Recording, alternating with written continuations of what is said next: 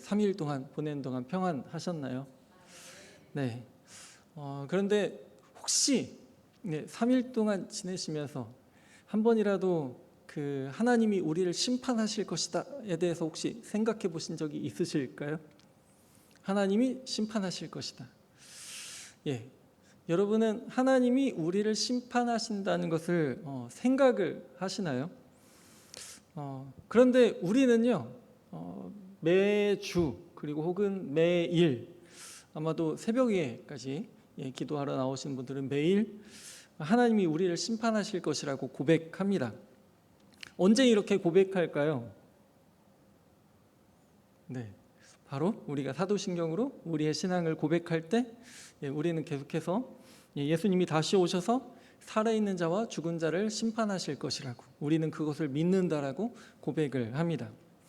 그런데 우리는 어쩌면 심판을 이야기하면서요, 예수님의 그 심판 대상에 우리를 포함시켜서 생각하지 않을 때가 좀 많이 있는 것 같습니다. 여러분께서는 혹시 어떠신가요? 내가 심판을 받을 것이다, 거기에 대해서 혹시 생각을 하시나요?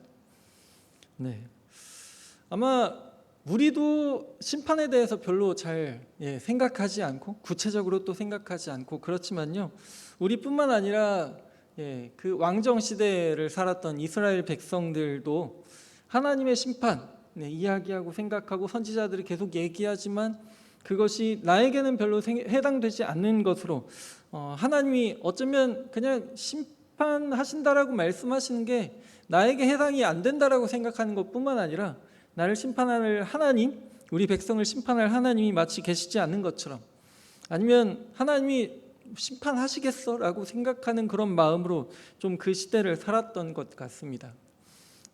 우리가 읽고 있는 이사야서, 아모스의 아들 이사야가 예언했던 우시야, 요담, 아하스, 히스기야 왕 때에도 이런 모습은 마찬가지였던 것 같습니다. 그래서 하나님은 이사야 선지자를 통해서 반복해서 지금 그대로의 모습이라면, 너희들이 지금 그대로의 모습이라면 하나님이 심판하실 때 멸망할 수밖에 없다라는 것을 말씀하시면서요, 그들이 지금 변해야 할 것, 지금에 하고 있는 그 길에서 행동에서 돌이켜야 할 것을 계속해서 말씀을 하십니다. 그리고 한번 여러분들과 나누었던 공의와 정의가 너희에게 있어야 할 것을 계속해서 말씀을 하십니다.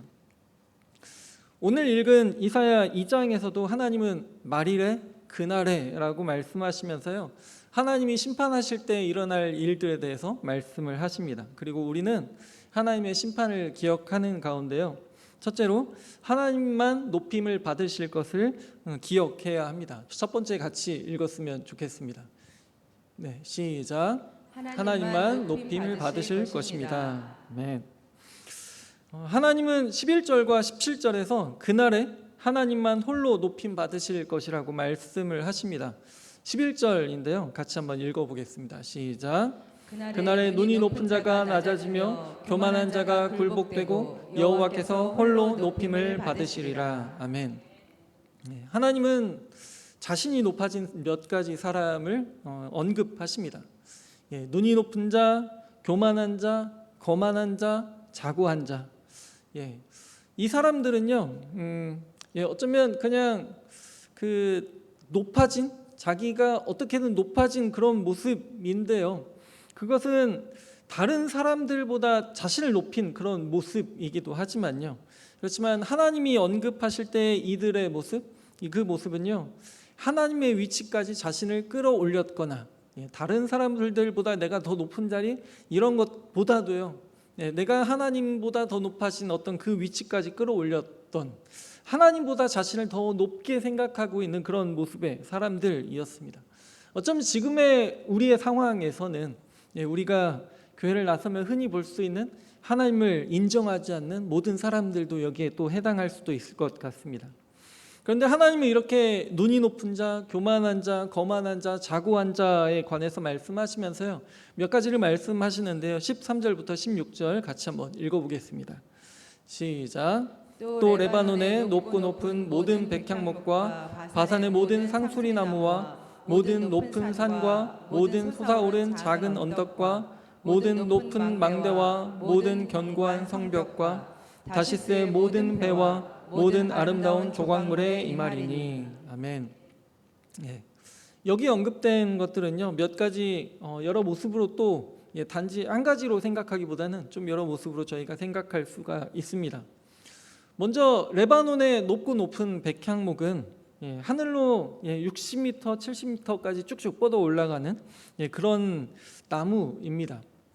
그래서 팔레스타인 지역에서 자라는 곧게 자라지도 않고 높게 자라지도 않는 그런 나무들과는 달라서요. 이 나무는 왕궁이나 성전 그리고 호화주택을 지을 때 사용된 최고급 건축 자재였습니다. 우리는 솔로몬이 그 왕궁과 성전을 지을 때에도 레바논의 백향목을 사용하는 모습을 또 볼 수가 있는데요. 그렇기에 레바논의 백향목은 그처럼 좀 높아진 교만한, 쭉 뻗어서 높아진 교만한 그런 모습을 표현하는 것일 수도 있지만요, 동시에 이 백향목으로, 레바논의 백향목으로 집을 짓고 사는 상류층 사람들을 가리키는 것일 수도 있습니다. 바산의 상수리 나무도 레바논의 백향목만큼이나 높게 자라는 그런 나무로요, 상기슭을 이루는 상기슭에서 숲을 이루는 그런 나무들입니다. 그런데 성경에서 상수리 나무는요, 단지 좀 크게 자라는 그런 나무, 높은 곳에 자라는 그런 나무를 가리키는 것뿐만 아니라요, 많은 경우에 가나안에서의 토착 종교, 하나님이 반복해서 말씀하시는 어떤 영적 음란함, 그리고 동시에 또 성적인 음란함까지 있는 우상을 섬기는 제단, 특히 바알 신앙과 연결이 됩니다. 이사야 57장 5절에서도 하나님은 이런 모습을 말씀하신데요, 같이 한번 읽어보겠습니다. 시작. 너희가 상수리 나무 사이 모든 푸르나무 아래서 음욕을 피우며 골짜기 가운데 바위 틈에서 자녀를 도살하는도다. 아멘. 그래서 바산의 상수리 나무는요, 하나님이 아닌 우상을 섬기고 또 그 우상을 의지하는 이스라엘 백성일 수도 있고요, 또 타락한 종교 지도자들을 가리키는 것일 수도 있습니다. 또 다시스의 모든 배는요, 이 다시스의 배들이 아프리카와 이집트 그리고 메소포타미아 지역을 오가는 국제 무역선을 말합니다. 다시스는 오빌이라고 하는 아프리카 지역에서 금을 수입해서 또 이스라엘과 유다 지역에 팔았습니다. 그리고 동시에 다시스의 배는 이스라엘과 유다 상류층 사람들에게 그들이 선호하는 사치품들을 또한 팔았을 것입니다. 그런데 하나님은 이 모든 것에 임하셔서 낮아지게 하시겠다라고 말씀하십니다. 자신을 높이는, 또 교만해져 있는, 어쩌면 호화로운 삶을 누리고 있는 그 상류층의 사람들을 낮추겠다라고 말씀하십니다. 또 우상을 섬기면서 다산, 풍요, 부를 추구하는 그 사람들, 타락한 영적 지도자들, 그들을 낮추겠다라고 하십니다. 또 그 앞에서 보는 것처럼요, 높은 망대, 견고한 성벽들을 세우고 이것 때문에 이렇게 해놨으니까 이제 나는 안전해 라고 생각하는 그 사람들을 또한 낮추겠다라고 말씀하십니다. 그리고 이렇게 눈이 높은 자, 교만한 자, 거만한 자, 자고한 자를 만군의 여호와의 날에 굴복시키시고 또 낮아지게 하시고 하나님만 홀로 높임 받으실 것이라 라고 말씀하십니다. 그렇게 우리는 다른 무언가가 아닌 하나님만 의지해야 합니다. 두 번째 같이 한번 읽어보겠습니다.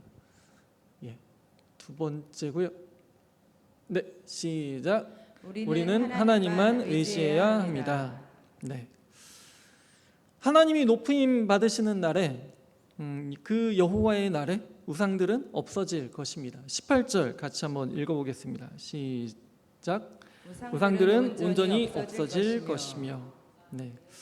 하나님은 이스라엘 백성들이 의지하던 그 우상들을 없애셔서 그 우상들을 더 이상 의지하지 못하게 하실 것입니다. 이스라엘 백성들이 지금 처한 그 상황은요, 이스라엘 백성들도 하나님을 섬기지 않고 하나님을 의지하지 않고 있고, 그래서 하나님도 이스라엘 백성들을 버리신 그런 상황입니다. 6절 같이 한번 읽어보겠습니다. 시작. 주께서 주의 백성 야곱 족속을 버리셨음은 그들에게 동방풍속이 가득하며 그들이 블레셋 사람들 같이 점을 치며 이방인과 더불어 손을 잡아 언약하였습니다. 아멘. 이스라엘 백성들은 이방인들처럼, 이스라엘 백성들이 이방인들처럼 하나님을 섬기지 않고 있습니다. 그리고 하나님이 아닌 다른 것을 의지하고 그것들을 섬기고 있습니다. 7절, 8절입니다. 같이 한번 읽어보겠습니다. 시작. 그 땅에는 은금이 가득하고 보화가 무한하며 그 땅에는 마필이 가득하고 병거가 무수하며 그 땅에는 우상도 가득하며 그들이 자기 손으로 짓고 자기 손가락으로 만든 것을 경배하며.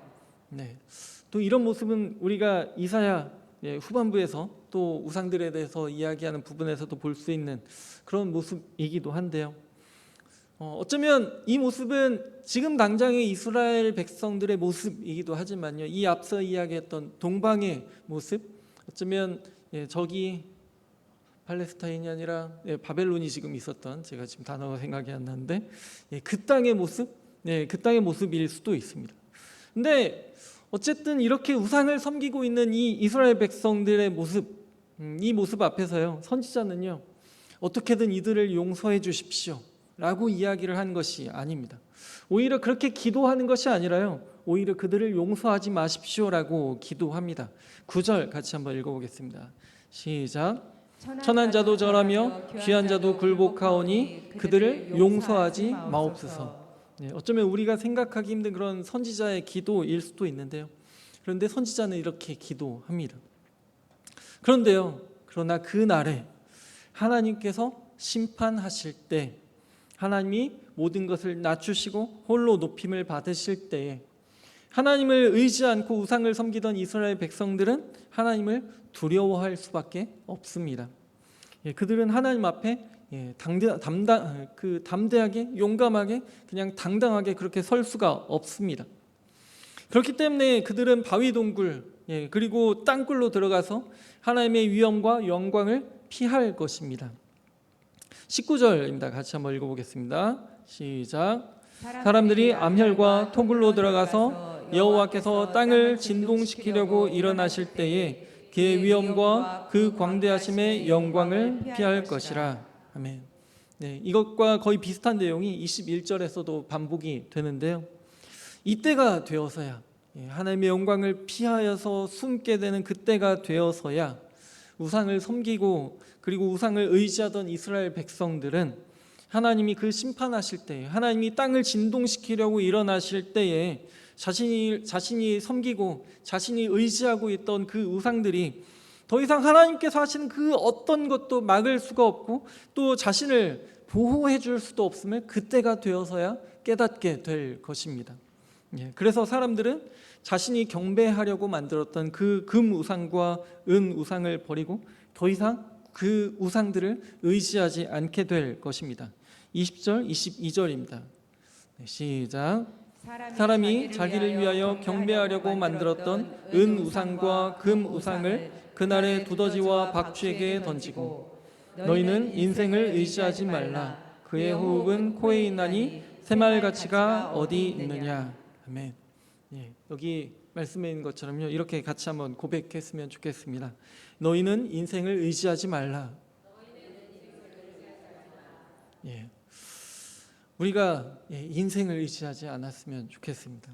이것은 우상을 섬기던 이들이라 할지라도요, 하나님이 심판하실 때 만군의 여호와의 날에 자신을 돕고 자신을 구원할 것으로 믿었던 그 우상들이 자신을 위해서 그 어떤 것도 해줄 수 없음을 깨닫게 되면서, 하나님께서 하시는 그 어떤 일도 막을 수 없음을 보게 되면서 그 우상들이 무력한 것을 이제서야 깨닫게 되면서 하는 그런 고백입니다. 그렇게 우리는 그 심판의 날이 이르기 전부터, 지금부터 하나님만 의지해야 합니다. 그러나 우리는 너무도 쉽게 하나님이 아닌 다른 것들을 의지합니다. 우리는 돈이 많아지면 그 돈이 어떻게든 나를 보호할 수 있을 것으로 생각하기도 합니다. 물론 세상의 많은 곳에서 돈으로 다 해결되는 그런 모습이 있기도 합니다. 그리고 또 우리는 좋은 자리에 있게 되면 또 뛰어난 어떤 좋은 실적을 올리게 되거나 사업에서 성공을 하게 되면 또 어떤 힘을 가진 사람과 내가 좋은 관계를 맺게 되면 그것이 나를 안전하게 할 것으로 생각하기도 합니다. 그러나 그 모든 것은 일시적인 것입니다. 영원하지 않습니다. 좋은 자리, 그것도 결코 안전하지 않고요. 오히려 그 자리에 머물기 위해서 우리는 더욱더 많은 노력을 기울이게 되고, 또 그 자리를, 내가 지금 어렵게 얻어낸 이 자리를 또 잃을 수도 있다는 그 근심 걱정에 휩싸이게 되기도 합니다. 네. 또 어떤 좋은 결과, 어떤 성공, 그것도 잠깐뿐입니다. 다음에도 내가 성공할 수 있다라는 그것을 우리는 보장할 수 없습니다. 그렇게 한 번의 성공은 이후에 다시 성공하지 못했을 때 우리로 더욱더 큰 좌절감에 사로잡히게 하기도 합니다. 또 힘을 가진 사람도 그가 지금 이번에 나의 편이 혹시나 되어줄 수도 있지만, 그렇다고 해서 이 다음번에도 나의 편이 되어준다라고 내가 보장할 수도 없고요. 또 마찬가지로 그 사람이 가진 그 힘조차도 영원한 것이 아닙니다. 언제든지 그 사람도 또 그 힘을 잃을 수가 있습니다. 네, 그렇기에 하나님이 아닌 어떤 것도요, 나를 돕고 나를 보호해 줄 것으로 우리가 확신하고 의지할 수가 없습니다. 우리는 다른 무엇이 아닌 하나님을 의지해야 합니다. 같이 다시 한번 고백했으면 좋겠습니다. 하나님만 의지합시다. 하나님만 의지합시다. 네. 셋째로 우리는 하나님이 평화를 위한 심판을 하신다는 것을 기억해야 합니다. 같이 한번 읽어보겠습니다. 시작. 하나님은 평화를 위한 심판을 하십니다. 네. 말일에 마지막 날에 어쩌면 요한계시록이 보여주는 그 하나님이 만물을 새롭게 하시는 그 때에 하나님은 모든 백성을 모으고 심판하실 것입니다. 2절입니다. 같이 한번 읽어보겠습니다. 시작. 말일에 여호와의 전에 산이 모든 산 꼭대기에 굳게 설 것이요 모든 작은 산 위에 뛰어나리니 만방이 그리로 모여들 것이라. 아멘. 하나님은 모든 백성을 시온산으로 모으실 것입니다. 여기에서의 시온은 예루살렘에서 요한계시록의 그 새 예루살렘처럼 어떤 정확한 위치, 지금 그곳, 아니면 그 장소, 어떤 위치, 그것을 표현하는 것이 아닌 상징적인 장소입니다. 그런데 이사야가 지금 예언할 때의 시온, 예루살렘은요, 이사야가 그 지금 말일에 이렇게 될 것이라고 이야기한 그 시온과는 어쩌면 전혀 다른, 앞서 보았던 것처럼 하나님이 심판하실 수밖에 없는, 하나님을 온전히 섬기거나 의지하지 않고 있는 그런 모습, 그런 곳입니다. 오히려 예언서들을 통해서 우리가 보게 되는 예루살렘의 모습은요, 당연히 성전이 있고 하나님을 가장 섬겨야 되는, 섬기고 있는 그런 곳이어야 하겠지만 우상 숭배가 만연한 곳입니다. 성전 바로 근처에서도, 성전 문 뒤쪽에서도 여기저기에서 우상을 섬기고 있던 그런 곳이었습니다. 이사야가 예언하고 있던 그 당시에도 우리는 37장에서 보게 되는 것처럼 앗수르의 위협 가운데 겨우겨우 예루살렘만 멸망을 면하고 있는 그런 전쟁 한복판에 있는, 또 평화와는 전혀 상관이 없는 그런 곳이기도 합니다. 그런데 하나님은 모든 백성이 그 시온산으로 모여들 것이라 말씀하십니다. 다만 지금까지는 많은 백성들이 이 시온에, 예루살렘에 오는 그 목적이요, 이곳을 함락시키고 이곳을 정복하기 위한 것이었지만요, 그때에, 그 날에 오게 되는, 마지막 때에 그들이 오게 되는 목적은 다릅니다. 그들은 하나님의 뜻을 배우기 위해서 시온산에 모이게 될 것입니다. 그리고 시온산, 예루살렘에 가는 백성들은 이렇게 말하게 될 텐데요. 3절 같이 한번 읽어보겠습니다. 시작.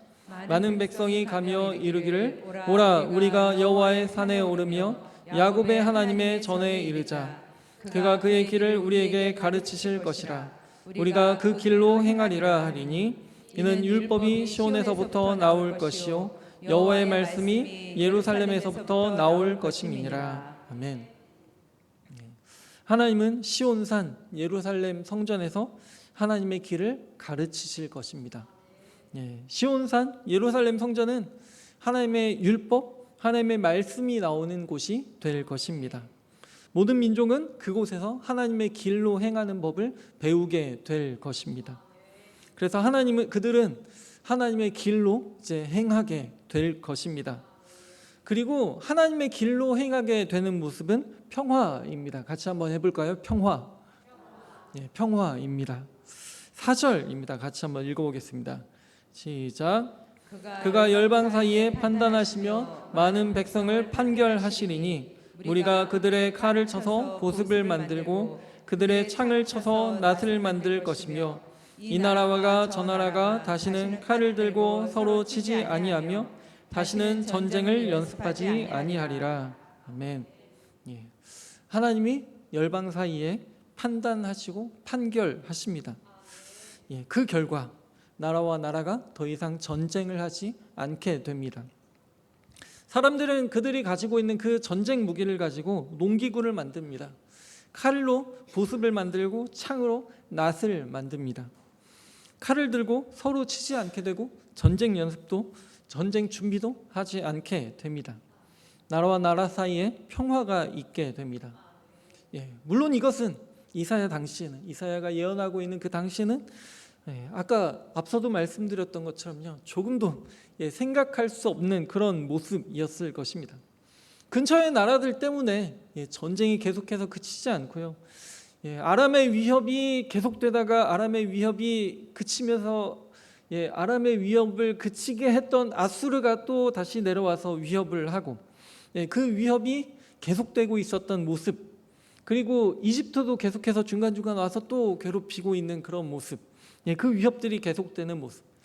그러면서 제국들이 계속해서 일어나고 제국이 망하고 새로운 제국이 일어나고 새로운 제국 때문에 또 위협을 받게 되는, 계속해서 전쟁이 있는 그런 모습. 그 때문에 이스라엘 백성들에게도 바람잘 날이 없었던 그런 모습이었습니다. 그런데 하나님은 이런 상황에서 완전한 평화를 가져올 심판이 있을 것이라고 말씀하십니다. 그리고 하나님은 말씀을 통해서 평화의 길을 가게 하실 것입니다. 5절에서 이사야는 이렇게 권면합니다. 5절 같이 한번 읽어보겠습니다. 시작. 야곱 족속아 오라 우리가 여호와의 빛에 행하자. 아멘. 앞서 보았던 것처럼 야곱 족속 이스라엘 백성들의 그 모습은요, 지금 우리의 모습과 그리 거리가 멀지 않습니다. 이곳에 계신 성도님들의 모습은 좀 많이 아닐지라도요, 세상은 하나님을 인정하지도 않고 하나님을 의지하지도 않습니다. 그래서 세상은 눈이 높은 자, 교만한 자, 거만한 자, 자고한 자로 가득 차 있습니다. 그리고 하나님이 계셔야 할 그 자리에 다양한 것들을 두고 그것들을 추구하고 그것들을 의지하고 있습니다. 이런 모습의 결과는 우리가 지금 보고 있는 세상의 모습입니다. 전쟁이 끊이지 않고 각자가 자신만을 위한 어떤 판단들을 더욱더 하고 서로를 어쩌면 잡아먹지 못해서 안달이 나 있고, 이사야 1장과 말한 것과 같은 어쩌면 공의와 정의가 없는 그런 모습입니다. 그러나 하나님은 이런 세상 가운데에서 우리가 하나님의 심판, 하나님이 이루실 평화를 기대하게 하십니다. 그렇게 우리가 마주하고 있는 현실 속에서 그 가운데 우리가 그 현실에서 순응해서 살아가는 것이 아니라요, 세상의 모습을 우리가 따라가는 것이 아니라 하나님의 빛 가운데 가기 위한 노력, 그리고 하나님의 빛을 전하기 위한 노력을 해야 합니다. 다시 한번 우리가 세 가지 읽어봤으면 좋겠습니다. 시작. 하나님만 높임 받으실 것입니다. 우리는 하나님만 의지해야 합니다.